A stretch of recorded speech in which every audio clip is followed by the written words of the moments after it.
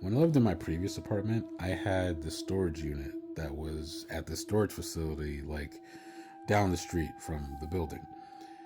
And I hated going there. I hated it so much. I needed the unit, but I hated going there because it was just like this two-story storage facility in this really old building, and it was just always like dark and creepy and always wet for some reason. Like something was always leaking. I always got this really strange feeling when I was in there. So I would always spend short periods of time in there.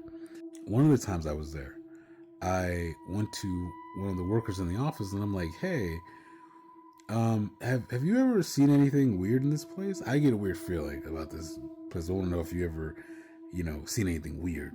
And he was like, "No, but he did have a coworker once who he said saw some crazy shit." So I'm like, "Oh, please tell me about this crazy shit."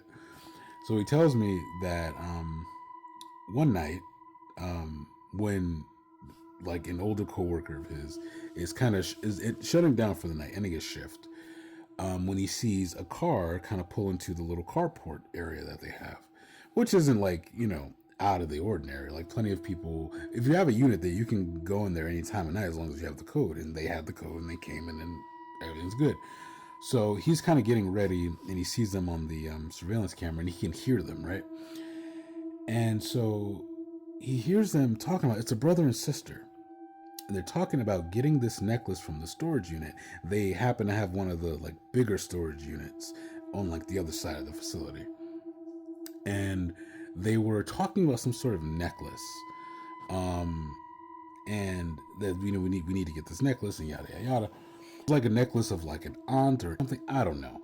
But they're like, we need to get this necklace. So Bill's like, okay, let's go. And sister's like, no, I'm not going up there. And he's like annoyed, like, oh God, here we go again. And she's like, no, I'm not going up there. There are things walking around up there, like ghosts walking around up there.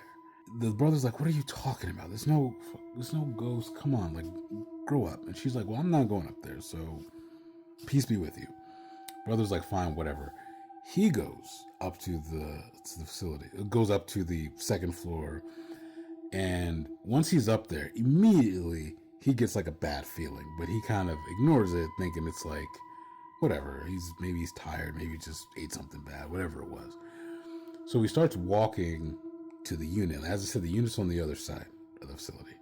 He starts walking, and he's just passing by. He's passing by these rows and rows of units, and each step he takes, the more and more off something feels, until he goes by one of the rows, and at the very end of it, he sees someone just standing there, kind of looking in his direction. And he stops for a moment, just kind of like, hi, just like waves at it, and nothing happens. And then suddenly, out of nowhere, the thing starts running at him. So he starts taking off and starts running down. He starts cutting through rows and shit just to get away from this thing. And he yells and screams for his sister, right? The sister gets out, hears this, hears like, doesn't hear well, but hears like something. And she immediately gets out of the car, runs upstairs, right? The worker at this point is like, about to call 911. He's looking on the feed. He's not seeing anything. He sees the brother running, but doesn't see what he's running from. And then eventually he doesn't see the brother anymore. Once the sister gets up to the second floor, she doesn't hear anything. Like the screaming, the running, or anything stops completely. She calls out her brother's name. She doesn't get anything back. She gets that weird feeling too.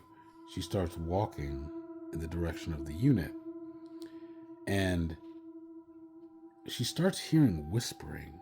She can't tell from where exactly. At first it's behind her. So she's just like, okay, just keep going. But then eventually starts getting all around her to the point where she makes it to the other side of the facility, but she sees an exit on that side where she's like, starts kind of beelining towards the exit. But right next to the exit, there's the storage unit. And as she steps closer to the exit, The storage unit door begins to rise.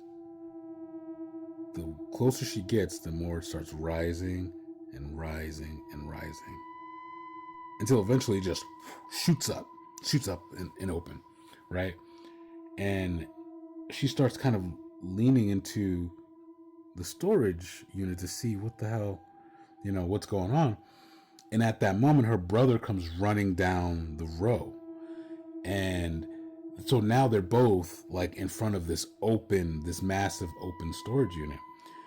And he's like, did you see the thing? Did you see anything? She's like, I didn't see anything. What the hell were you yelling for? He's like, something was chasing me. Some sort of shadow or some shit was chasing me. I don't know.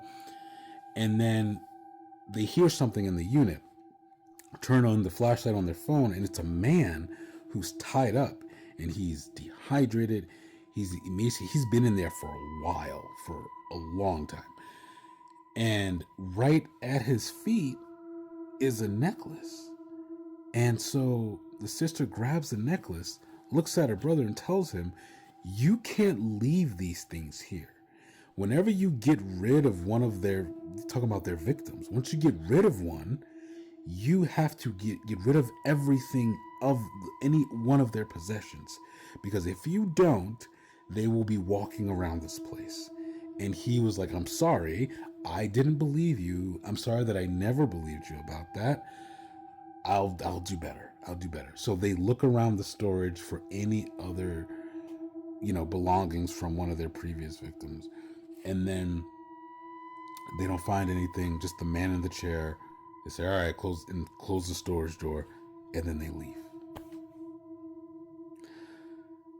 The worker of the storage place, he just kind of stood around and waited. He waited until they left totally. And then he called the cops. He took them to the unit. The guy was in there. They also found traces of blood from other victims that they had. They had about 6 victims in total. I asked the guy at the storage facility, so when is your coworker here?